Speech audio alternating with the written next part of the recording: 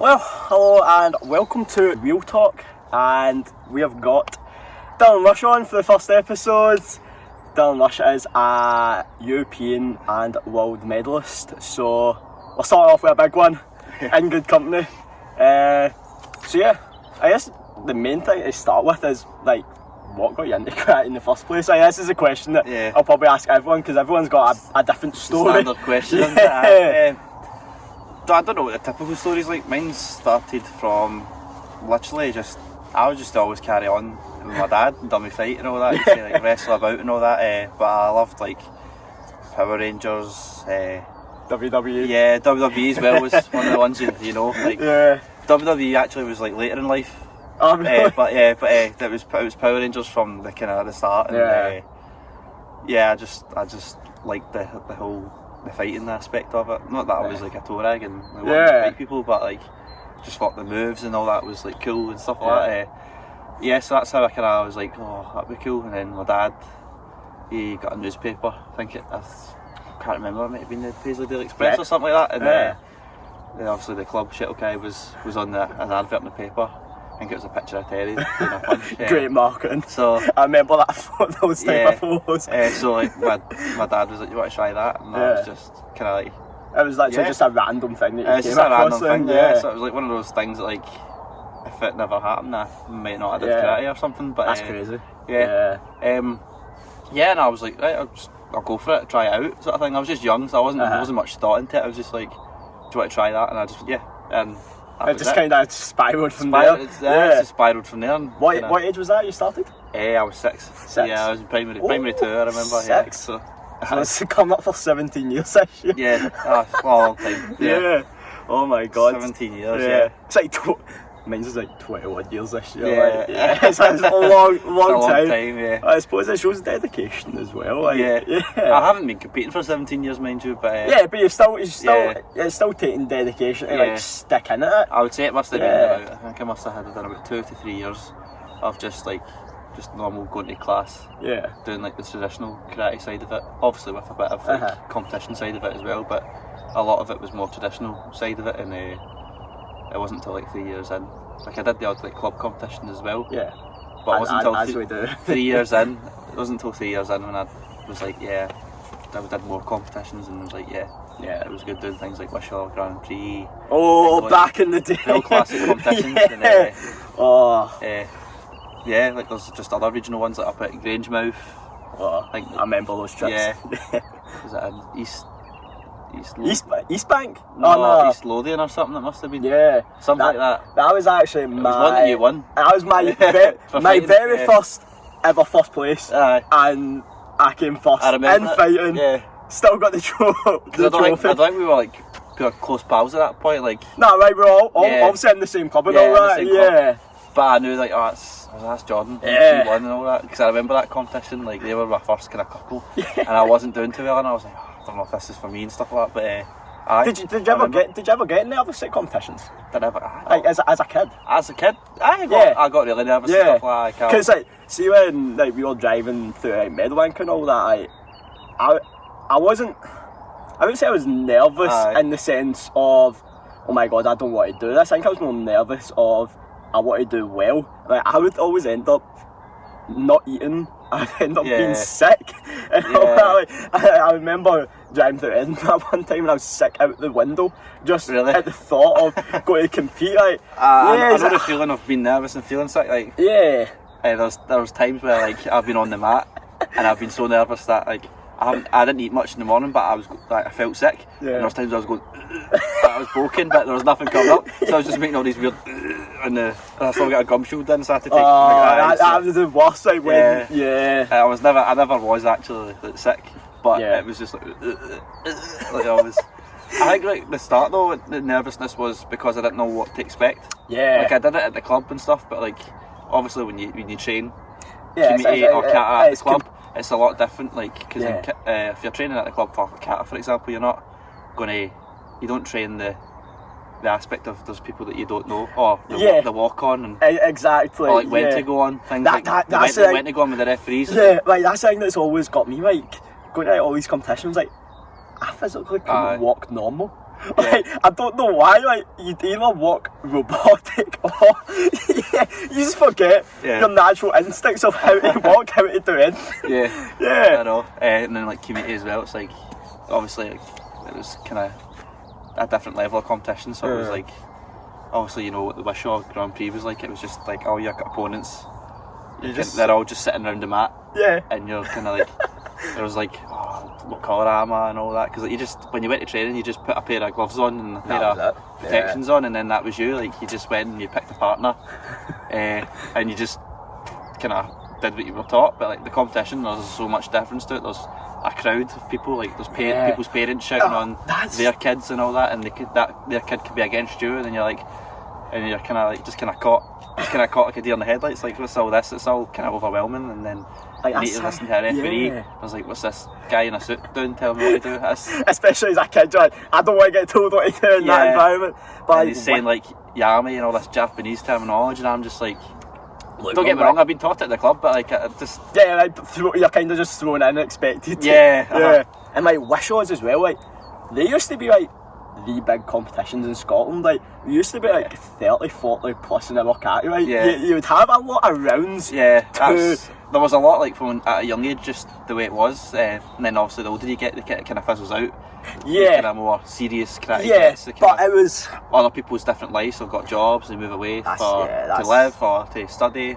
And it's kind of fizzles out a little bit more, and there's not as much. It kind of like separates who wants it and who was just kind of like there.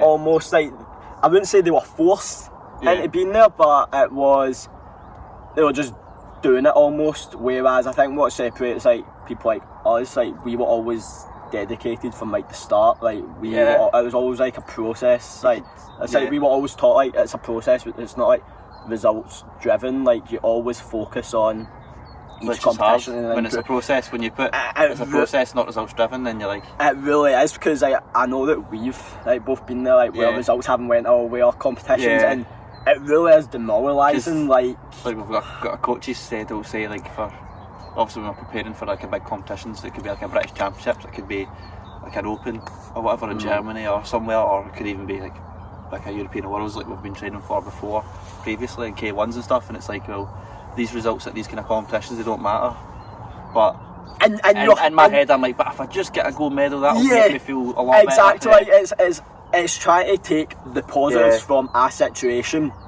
and keep that going. Almost like, I think for kata as well, like it's difficult because you're not going up against another position. You're like, if I score this many points, I'd be happy.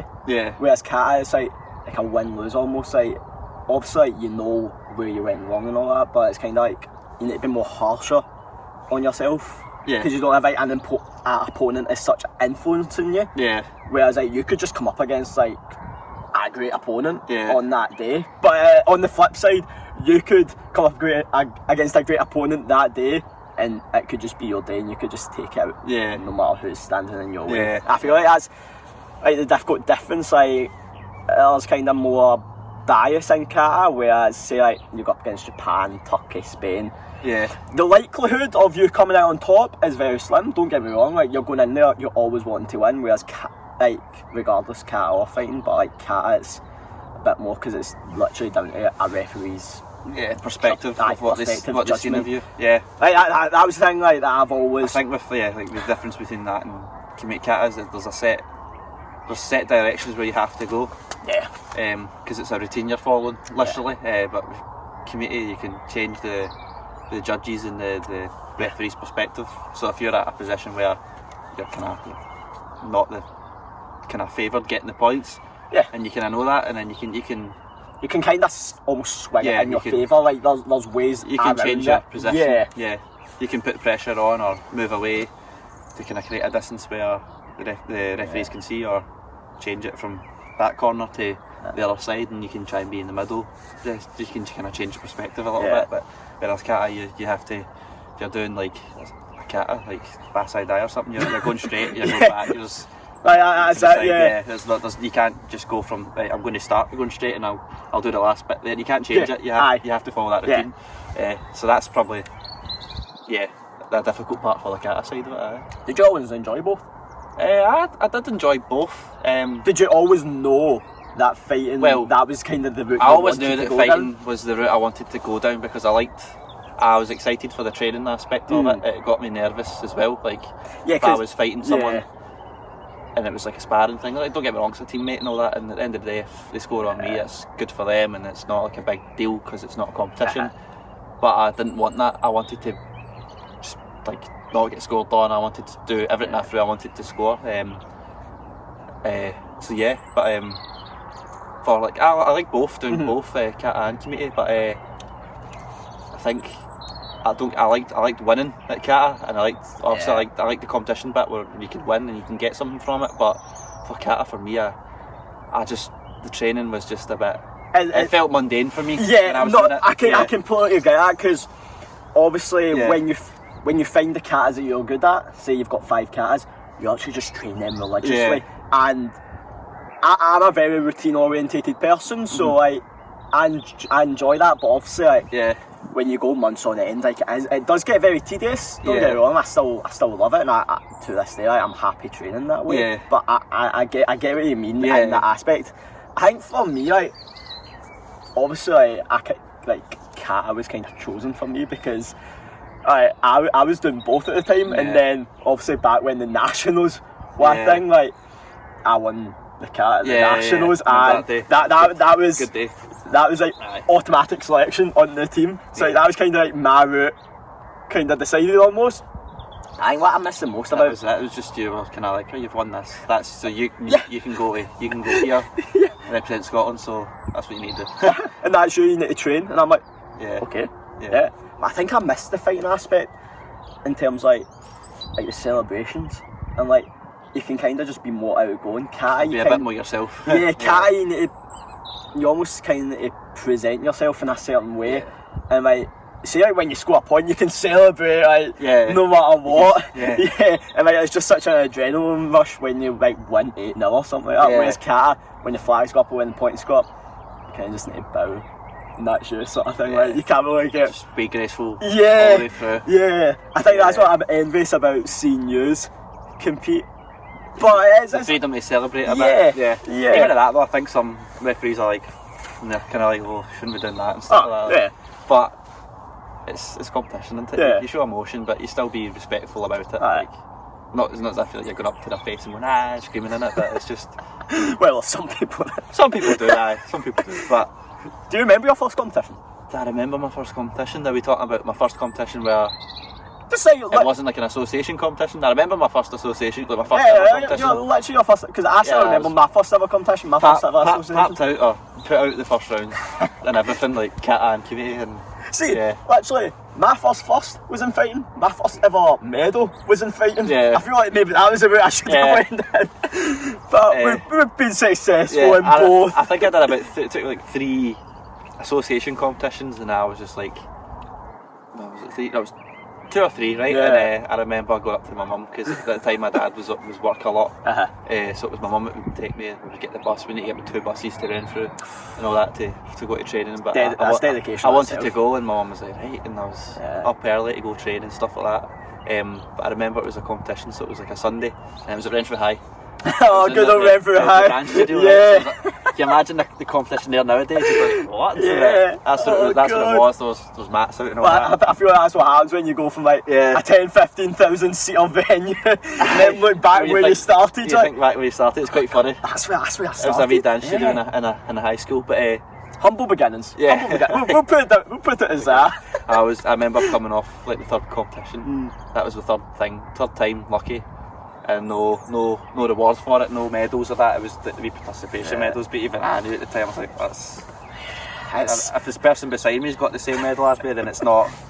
It's like, well, we're the same. There's no winner there. Like, obviously there's folk with the trophies and that, but like I'm like, well.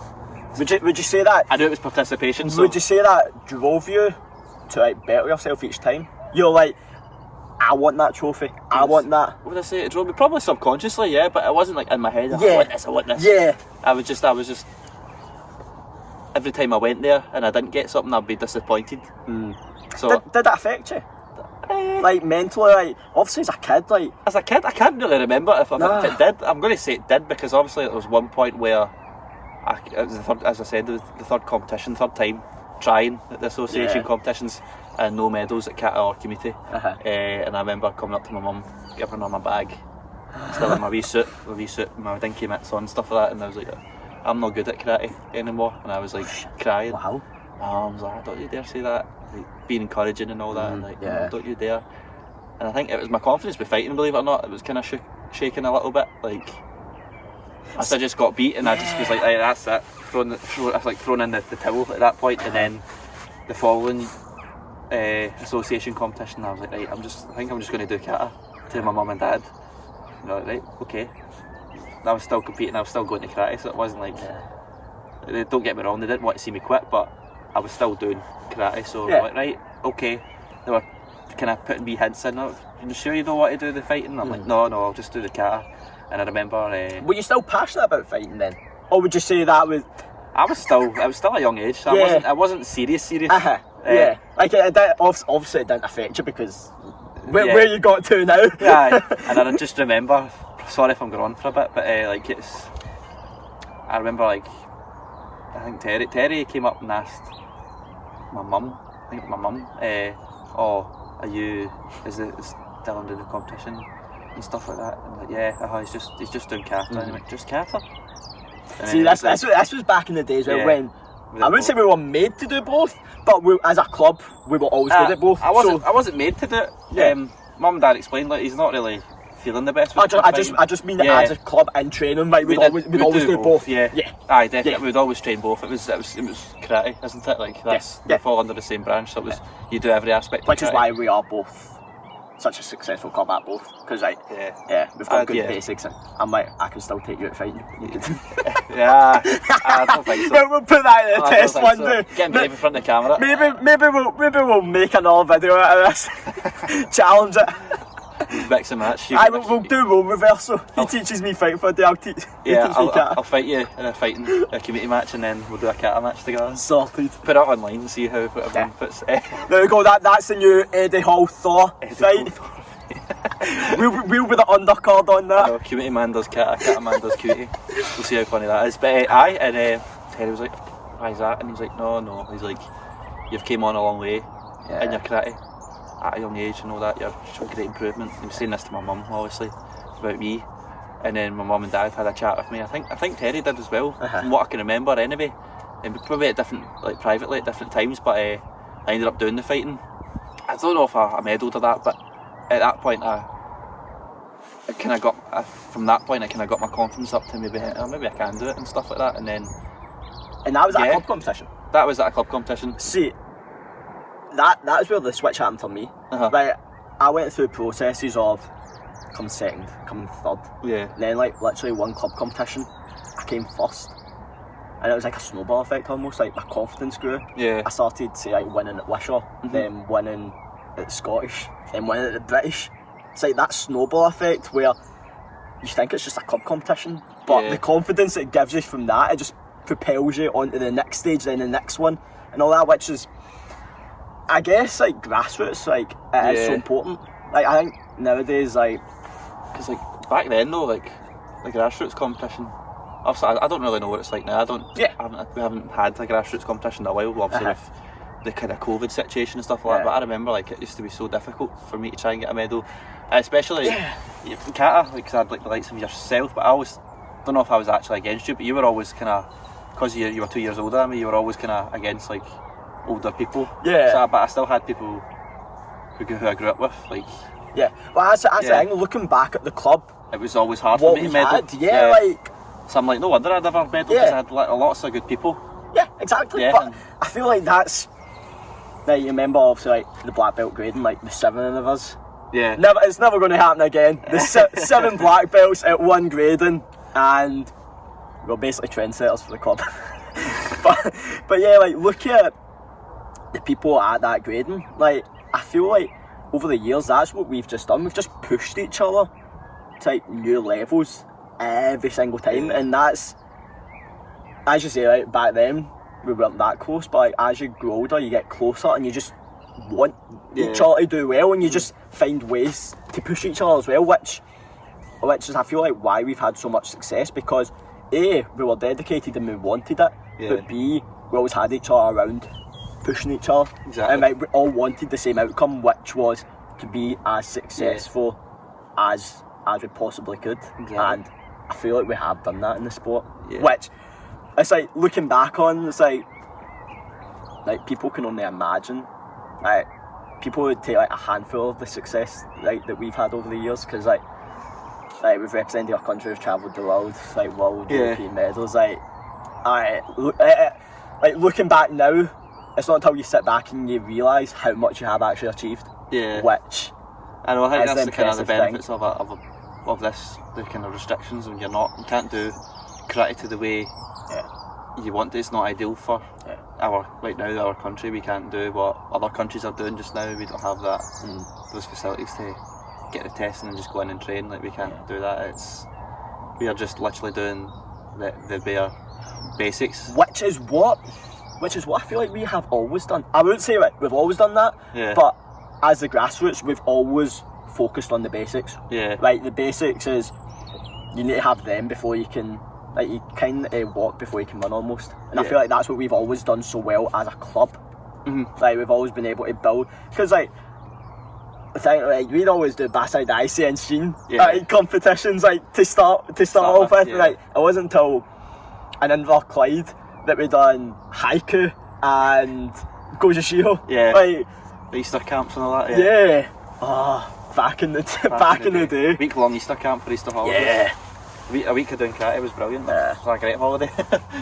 Instead of just staying in, it was brilliant. But I remember, like, the big, I think things started to go my way when I turned 10, pretty much. And it was so my first medal. That's still a first young medal age. Was in community, but it was team community. So I think maybe what helped me kind of on there was like a team element to it. So it was in Edinburgh, and it was the Commonwealth Championships. Nice, good one to start at. Yeah, for like the kids' day. So I was 10 at the time, and myself, David McCrate, who still trains with us and stuff like that, Kyle Bradley, who's away, who's doing football now, doing well in football. But we won the gold.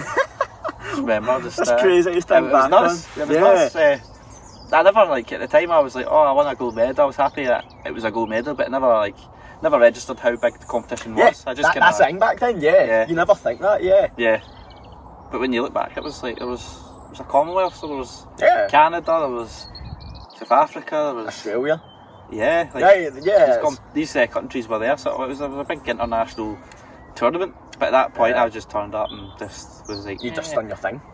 Just done my thing. It was a bit like naive sort of thing, like just a bit of naivety about it. Like, I feel like over the years, that's where we've almost done it. It's not that we weren't expecting to win, but we've just kind of went in there with you've got nothing to lose, just kind of like show what you can do sort of thing, like round by round. And like it's worked almost.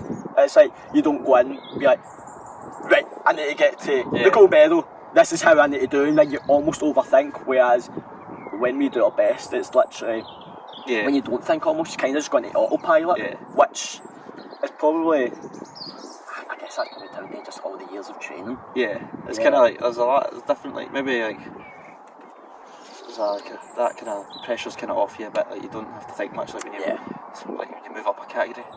So like if you go from a cadet, you transition into juniors to. Did you feel the pressure mounting more as you went up each category? As in, like, say you went from cadet to junior, or was it kind of just the same all the way? As I went up each category, I would say there was pressure.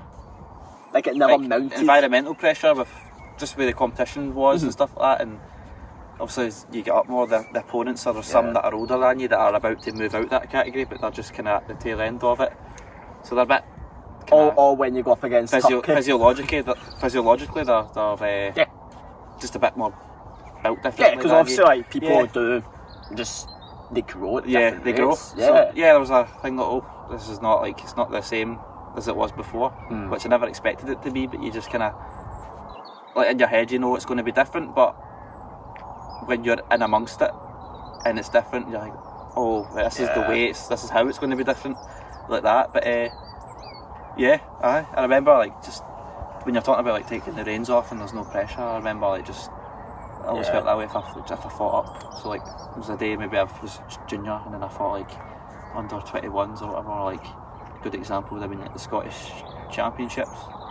Myself, Johnny Gilmore, and David McCrate, and Stuart Chalk. Me, Johnny, and David, we were all kind of juniors. Yeah. But we fought up. Mm-hmm. It was Martin that came up to us, our coach. He came up to us and was like, right, just for extra fights, just for the sake of it. So somehow we managed to get put into the senior team committee, and then at that point, like, I fought so much better fighting the older, more experienced people than I did like people in my own category, because I knew that in my own category I had to win it. Like, there was no excuses. Exactly. There was no excuses if I lost. It was all down to me and my performance alone. Especially when you're getting scrutinised for the national team. It's like you need to perform in that. You need to beat all the people in your category to earn your spot. Yeah. If you don't perform, you don't. But like, it's like if you looked like, if it was just, you didn't know it was me and it was like a silhouette, you would be like, that's a different fighter, it's a different person. And then you were to like put the silhouette away, it was me. So it was like a different animal at that point when I fought up, just because I was just more willing to take risks than I would have in most. Because as you say, you had nothing to lose. But I think I got the result I needed that day for that category, but like, it was just, I was still cautious and all that. But when I fought up and all that, it was just a different person, really. Would you say that you feel more freely fighting as a team, or there's more pressure because it's like you've got people you need to perform for? I don't really feel. Well, you can feel pressure if it comes to like a point where like. But obviously you want the team to do well, so you're like, I need to perform to help like the team. If you're the last person up and that is it relies on you, you win it or you lose. Like, even if it's a draw, you lose. Like, with the way points add up and stuff like that, then there's a pressure on that aspect. But I think most of my experience, I've majority, like, I've been first up all the time, so like I'm kind of setting the tone. But I suppose there's a pressure in a way, but I never really felt pressure in that sense. I just kind of enjoyed it. It was just my teammates and stuff like that. So it wasn't like talking about pressure as a team. I'll take you back to, when was it? 2015 Scottish. 2015 Scottish. Team. What happened there? Me, you, and Ryan Miller. In a team. I am still undefeated Scottish team champion. You went up first, won all your fights. I went up last, won all my fights. My backhand counter on that day was something else. So to this day, I am basically still the Scottish team champion, because that was my last ever fighting competition. I think it was the mullet, mate. It was the mullet. Superpowers. I remember that. I was like, because it wasn't like, I can't remember from what I can remember, it was always been me, Johnny, David. For teams. I think there was. I don't think at that age it was. It must have been. I think it might have been me, David, and someone else. And I think it was like. And then I think David and I don't know. I think it must have been Johnny, David, and Chris. I think it was in one team. I don't know. I think they were just kind of mixing up or something. But anyway, like that. The teams were changed up that day or whatever way it was. It was me, you, and Ryan. I'm like, kind of beforehand, I wasn't expecting much. I wasn't expecting much. Like, I'll be honest, not against you or Ryan. I was like, I wasn't expecting much. I was like, We just came out firing. But I still, when I was kind of like, before it. But then when I got there, I was like, you're on the mat, like. You still want to perform. I wanted to win. I still wanted to win. Yeah, no matter who. As soon as you got on, I'm like, we actually could be able to do this. Like, we just, all I could do was do my part. Exactly. And then let everyone else will take care of themselves. And that was funny. I remember that. It was funny. Talking about like pressure and like performing freely, let's take it back to the first ever time we were for Scotland World Championships, Guadalajara. Well, where you got your bronze medal. Would you say you're performing freely that day, or would you say there was pressure? Because obviously, I wouldn't say you had to prove a point, but I know in yourself you were trying to do that. Would you say there was pressure in that aspect to prove that point, or were you just going out freely doing your thing, and that was? There was pressure that I felt other people had put on me, but it wasn't. It was just all in my head. That there was no pressure at all. Yeah. So, but I trained so hard for it. Obviously, it was my first cap for Scotland, and I had what a cap for Scotland is it? I'd faced disappointment of not getting selected for the tournament. I missed the Europeans in Konya. Would you say that drove you? It drove me a lot more. It drove me. It was a great. Like at the time, it was horrible to not get picked. I was really, really upset and all that. And yeah, it was going to school and all that. I didn't want to go to school. I didn't even want to go back to training. I just wanted to kind of stop karate. Like it was just that. My goal was to fight for Scotland, like just to be in the Scotland team, because I'd went to team pools when I was younger, and I was like, I want to do that, and it was my first time being able to go for selections. And part of me in my head was like, serves you right, because I thought I was going to get picked. And I didn't. So part of me it was like, serves you right. It was like a humbling process where when you got there it was probably even more sweeter. Yeah, looking back it was like a process. That's when I was young I thought, I'm going to do it, and I trained hard, and it came, I think it was the day of the Scottish Championships, and right before my final they announced it that I didn't get picked, so I didn't even want to fight for the final that day. I just wanted to go home and just go literally cry. Literally, that's all I wanted to do. But yeah, as I say, I thought like there was pressure from other people and all that, but it was all in my head, and it was just pressure I put on myself, really. So like the whole time, the training all the way up until then, that was always pressure I put on myself. Not until the day I fought, though. There was no pressure the day I fought. It was weird. Like when I got to the warm-up area, it was just kind of natural almost. It all clicked in. Would you say, did you take it round by round?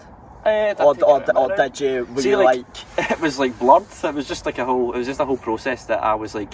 It was like an outer body. Not outer body experience. No. It was like an inner body experience, but I didn't have control of what I was doing. Everything just happened. Oh no, I get that in kata. Like there's times where I went on, done a kata, and I come back and I'm like Steph's asked me like, oh, how did you do it? I'm like, I don't even know. Like you just go into like autopilot. But I feel like that's when you don't need to think like that, it's where you perform your best. Yeah. Because like if you overthink something, say for fighting, you almost twitch. Almost, whereas in fighting you can't. You just need to go. If you're going, you need to go. So I remember like just feeling pressure and all that. I was nervous and all that in the warm-up area, but it was amazing. Just I was physically ready for it. I was ready. Like Martin had prepared me so well, along with Steph, and we'd been here. We had all the competitions beforehand. We had so much prep. We had Pilsen for prep. Oh, Pilsen! And I got a bronze medal there, and I thought not bad. Same. I had Venice, the Venice Cup as well, and I won that. I got a gold at that, so I was on good stead, believe it or not. I still had pressure on myself and all that. I wouldn't. But I think like what I needed was, I was physically ready, but I just needed that mental switch to someone to turn, like to kind of turn that mental switch on me. And I think Chris Coulter, the national coach, he did that for me at that time, and what I needed was like the mental switch. So he told I can't remember the story, but it was like a story. No, it just helped you focus. Helped me focus and helped me realise like. And it almost kind of takes it away from the actual fighting aspect. It's like, I know we were talking earlier about the focus on like different things around you, like instead of being the blinkers on, solely focused on the fight, whereas he was able to like almost like expand your mind, take you like different places. So like you didn't worry about when you got in the fight. You just weren't allowed the time because like I just kind of switched on a hunger that I needed that day. I always had hunger, but like it was just it was just a great translation from my training to bring all my training to the actual competition that day, and then things just happened like out of pure instinct rather than I planned. You plan something. Plans don't always go to plan. No, exactly. Especially in the world of the community, like But would you say you grew in confidence round by round? Yeah, I did. It's like when you got to that bronze medal match, you're like, I know I can win this. I think like the second or third round, I was like, I'm quite far into this, and looking back, I was like, oh, still quite far in this. But see, at the time though, I was not thinking that. It was just, I think Chris at that point just kept me. He kept just asking me the questions like how long's in a fight and all that. And I'm trying to think of how long's in. It's 2 minutes and all that sort of stuff, and it just kind of kept me not focused too much on it. So what was? Because I know, right? Me, Amy, Chris, and Johnny, like up in the stands, like watching you do, like your Jordans that day were on fire. I feel like that's, I wouldn't say what won yet, but that was probably like you just had a technique, and it just worked the full day. In the final, like the bronze medal match, what was going through your head? Were you literally taking it second by second, or did you go in being like, obviously it's good to go in knowing, being like, I can do this? Was that like your mentality, like you're like, I can do this? Just the last fight of the day, and so you've worked so hard to get had there. So many good opponents before it. I fought the world champion. He ended up winning it. Mario Hodzic, who's gone on to do amazing things since then. He's like K1s, world and Europeans, senior level as well. Like really good opponent. So I came up against him, and I was unlucky and stuff like that. I fought Blue Paris, like an amazing fighter the round before, and it was a great fight. Like, it was a really competitive match. It was great. When I had, would you say that almost like fueled you coming up against these good people? It fueled me, yeah. Yeah, because you're like, I need to perform at my best. Sense of belonging, like I belong amongst these folk, and I can go and I can get results for myself, and So the bronze match, it was what was going through your head? Because obviously you it was like 6-2 you won. 6-0. 6-0. What was going through your head as the points were building? Because obviously, like, we were like, he's going to do it. Did you? It was just a focus of next point. Just don't get scored on next point. And I remember it was like at that point, before it was Tosha Bariku, it was the last 10 seconds. Then obviously now it's the last 15, but it was the last 10, and that was nerve-wracking. That was a lot nerve-wracking. I was nerve-wracking. Did you know you were going to do it? Did I know I was going to do it? I wasn't even thinking I'm going to do it. I was just like, I need to get these 10. I need to survive these 10 seconds, like, because it's literally 2 head kicks. That's all it could be. Do you know what I mean? Like when you're up against good opponents and you're switched off, that could happen. Like it's we've seen it so much over the years. Anything can happen in that sport. So I still had a job to do. Yeah, that's a good way of looking at it. Despite the gap in points, I still had a job to do, because he could get that. Yeah. He could do 2 techniques and get that back. Yeah, exactly. That was all it was. 2 techniques for him. Yeah. 2 head kicks, 3. That would have been a draw, and then it could have went a different way. It could have went. But at the same time, you got the job done, and that was the main thing. I remember that it was just 0 on the buzzer, and the ref said, "Yeah, man." I remember that moment. We all lost control. Couldn't believe it. I was like, "Whoa, that actually happened." The security guards down at the warp area, there was no stopping them. They were like, "No, you just go." Yeah. Oh, that was such a coming back moment. And then all you were running and just it was amazing. Like just it's like moments like that. It's like, as you say, like, we've been working for years together, like sharing moments like that. It's a special time. That was definitely a memorable moment for me. Would you say that's like your most favourite one? Or your most memorable? Most memorable. Because obviously you've won British seniors. It meant a lot. It really did mean a lot. Yeah. And it probably is, but like I'm thinking like my second kind of medal at that level, it was the Europeans. Cyprus. But that one was a good personal one for me as well. It's all been personal for me, but I had doubts in my mind, would I ever get another medal again and stuff like that. And so it's almost proven to you, proven to yourself and other people that it's like you're not a one-trick pony. Like it wasn't just that day. It was. Because I remember we've spoken. I worked for it, and I was just glad to get that second one in. So that was like another one as well. But performance-wise, that was definitely, I would say, it was the best I've ever fought. At that point, like it was a nice way to look at an athlete peaking, not to like kind of blow my own trumpet, but like it was no. You got the job I went done. and I peaked. For Yeah, that but that's you can say that because you got the job done. Like that's like of course you peaked because it's the best people in Europe. Yeah, just the way it works performance-wise. Like each competition, I got gradually better as such, and it paid off. It was nice, you know. I know. That was it. It was brilliant. What was your transition like? Because obviously you won that as a junior, and then you're going into the senior category and all that. What was your transition like? Transition. Would you say you feel like you belonged there?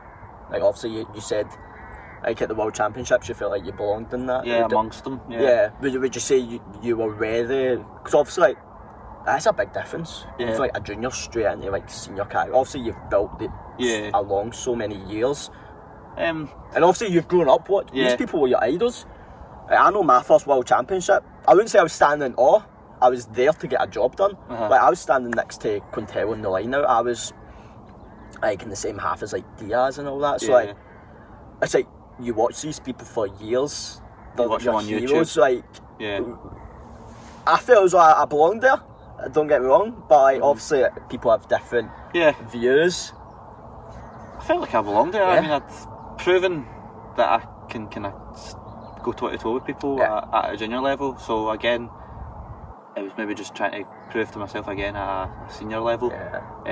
But the transition from a junior to a senior, maybe for me, it was different. It was a lot more physical. It was. It was totally different, and it's taken me a while to kind of adapt to that. And I feel like I was getting somewhere.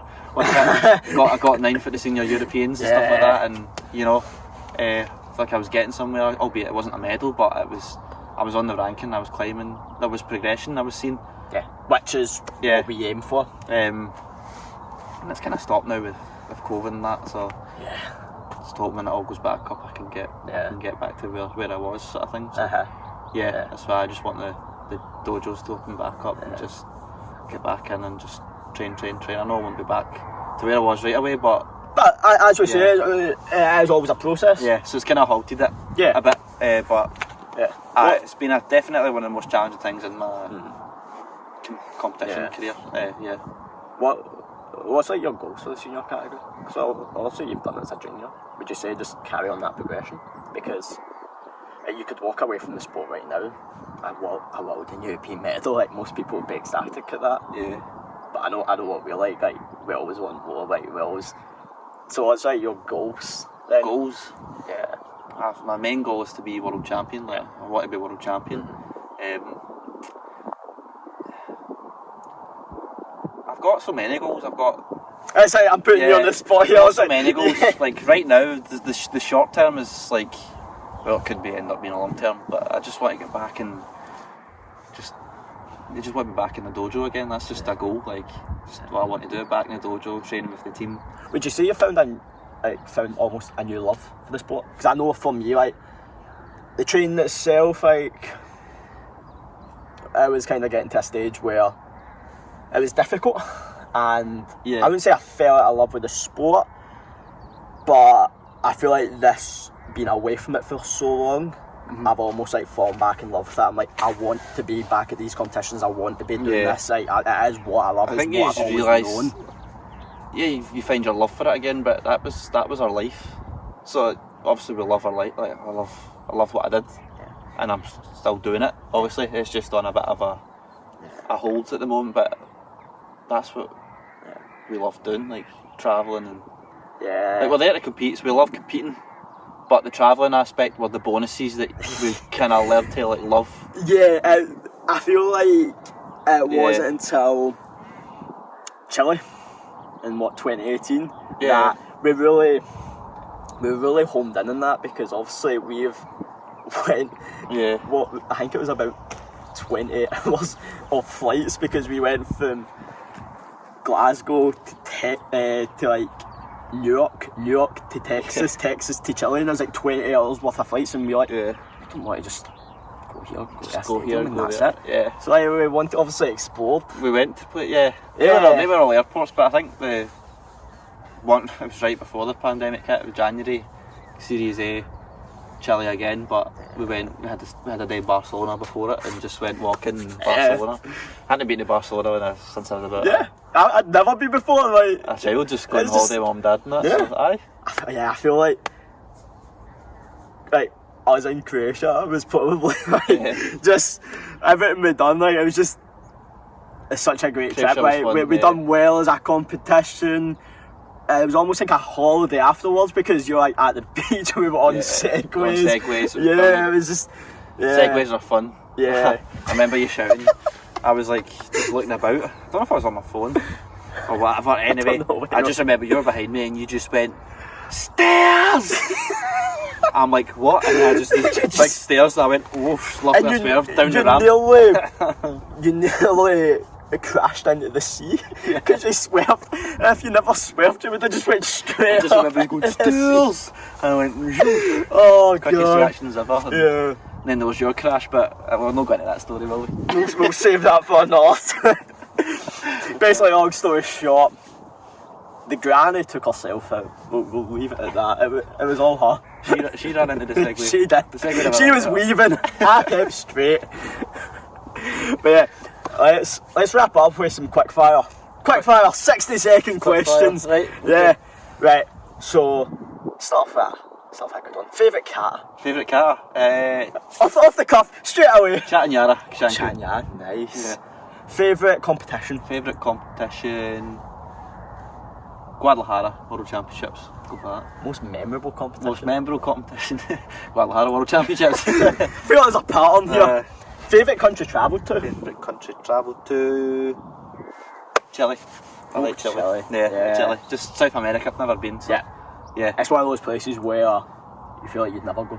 Yeah. Yeah. Mm-hmm. Red or blue? Red or blue. What do you prefer being? Blue. Blue. Favourite colour's blue, but... Karate idol? Karate idol...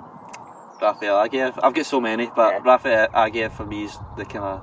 the goal. Sorry, just to waste the time, but I take inspiration from the different eras and stuff like that, but Agiev for me is kind of... I've trained with him a lot. Yeah. Just seen the way he kind of...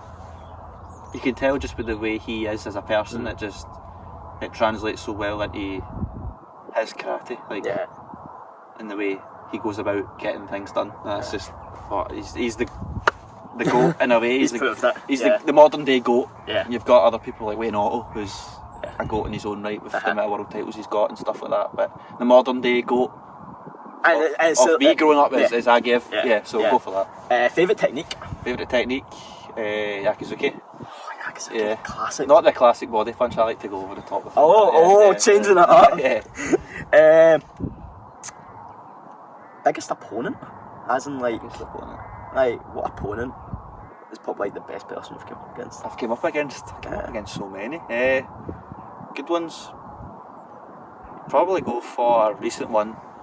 Andre Madeira, but again, I've actually changed my mind now. I'll go Stephen Da Costa. Fought him at the European Championships, and that was a close fight. It was 1-0 to him, but Stephen Da Costa, after what he's achieved in the category, I don't think he can get much better in terms of fighting anyone else in that category. I think he's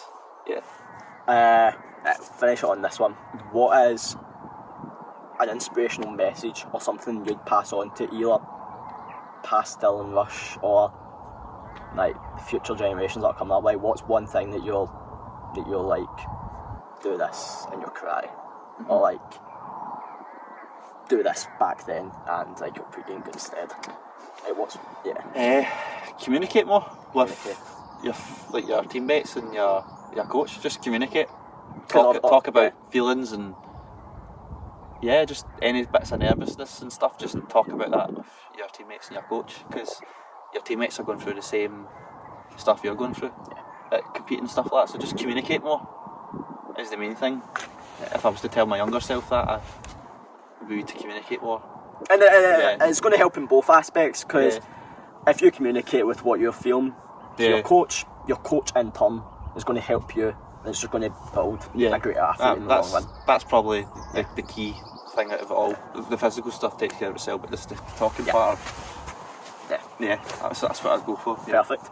Well, that's been Real Talk with Dylan Rush. Appreciate it. No worries, Cheers. No worries. And thanks for having me on. yeah, we'll catch you in the next one.